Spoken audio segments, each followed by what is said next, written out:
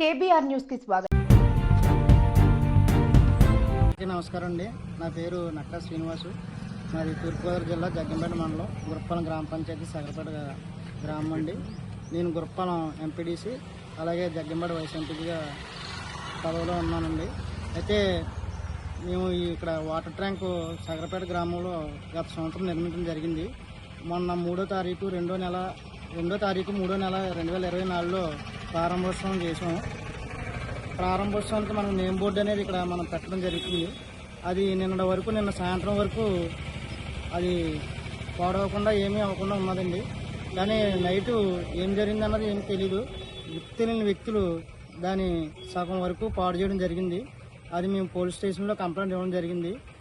Police వారు కూడా మాకు కంప్లైంట్ తీసుకొని ఎవరు చేశారు ఏంటన్నది వాళ్ళు తెలుసుకొని మాకు వివరంగా వాళ్ళు ఎంక్వైరీ చేసి మా ముద్దాయిల్ని గుర్తించి తగు చర్యలు తీసుకుంటామని హామీ కూడా ఇవ్వడం జరిగిందండి.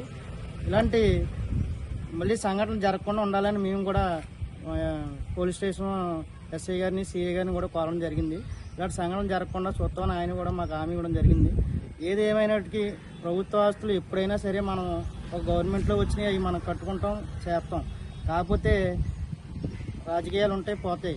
కాకపోతే మనం ఏటన్నది మనం ఉన్నప్పుడు తెలుసుకున్నప్పుడు మనం చేసే పనులు మనం చేస్తాం. వేరే వాళ్ళు వచ్చినప్పుడు వేరే వాళ్ళు పని చేస్తుంటారు. ఇది రాజకీయంగా జరిగిందా లేకపోతే వేరే రకం జరిగిందా అన్నది మాకు తెలియనట్టు విషయం.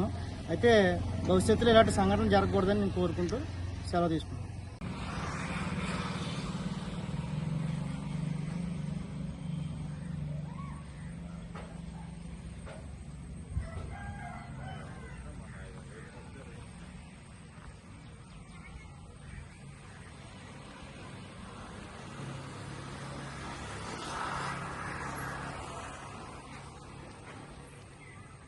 నమస్కారం అండి. మేము మాకు జగన్ ప్రభుత్వం వచ్చాక నా ఓటు వచ్చింది ఏడు నుంచి 83లో దానికి ఓటు వచ్చిందండి రామారావు ఉన్నప్పుడు. అప్పటి నుంచి నేను తెలుగుదేశం చేశాను, కాంగ్రెస్ చేశాను, ఇప్పుడు వైఎస్ఆర్లోకి వచ్చాను. కానీ ఇలాంటి అభివృద్ధి ఇప్పుడు జరగలేదండి. ఇప్పుడు జరిగిన దాన్ని మరి అది ఖర్చు కట్టి చేస్తున్నారో ఇంటికి చేస్తున్నారో మరి దీన్ని కొడుతున్నది కరెక్ట్ కదండి. దానికి నేను మంచి పని చేయాలని నేను కోరుకుంటాను.